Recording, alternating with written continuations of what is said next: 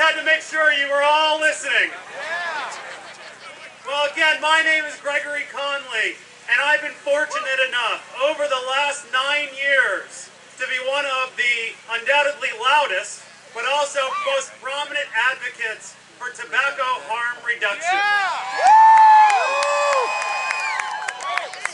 9 years ago, I was a smoker. I had tried to quit the majority of my adult life, the gum, patch, lozenge, cold turkey, everything under the sun.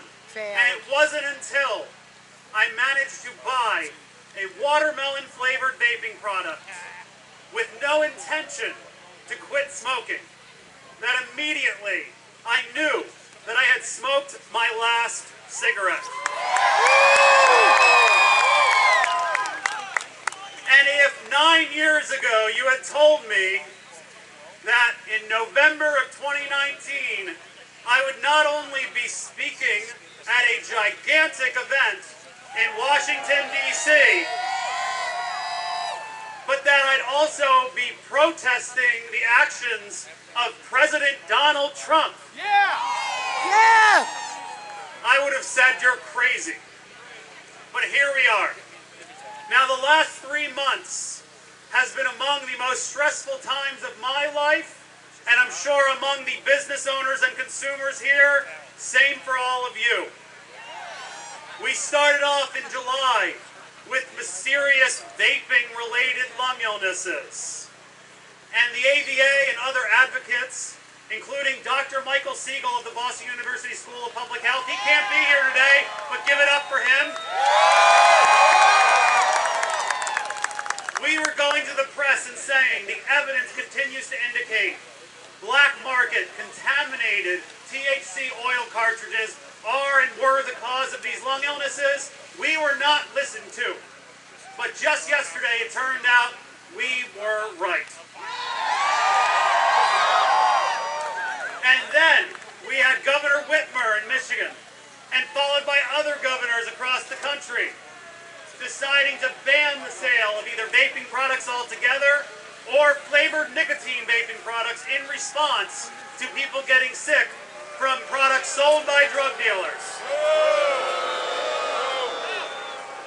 And then to cap it off, President Trump on September 11, 2019 says in the Oval Office, vaping is killing people. But that was an opportunity for education. And it's appropriate that we're here on November 9th because 30 years ago today, determined individuals tore down the Berlin Wall. 30 years later, here in Washington, D.C., the other groups want to build a wall, but we want to build a wall of information. And we have supplied great information to the Trump White House, not only about vaping as a harm reduction tool, but vapors as voters.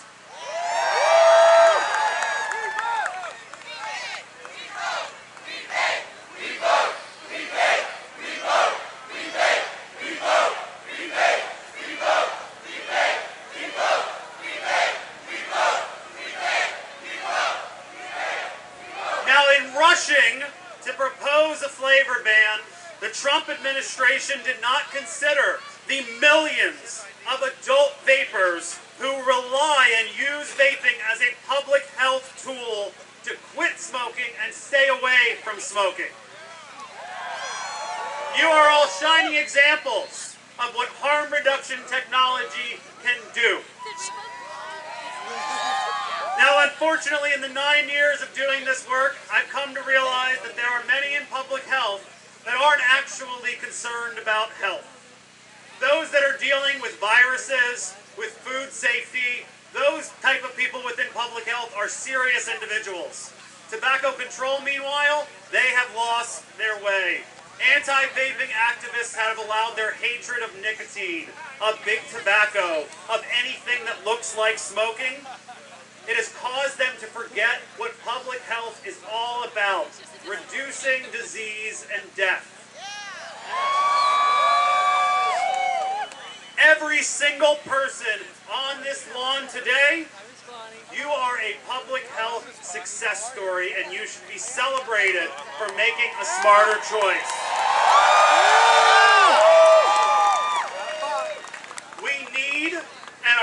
cautiously optimistic that the Trump administration is listening to your stories and your voices. Next week, we will find out the fate, at least in the short term, of this technology, regardless of what happens. If they don't listen to us, they will hear us on Election Day in 2020. Now, I managed to hit my 6 minutes perfectly, and I hope others do as well. Let me introduce your next speaker. He's a great friend of mine, a great warrior in this fight, Alex Clark, the CEO of CASA. Give him a round of applause.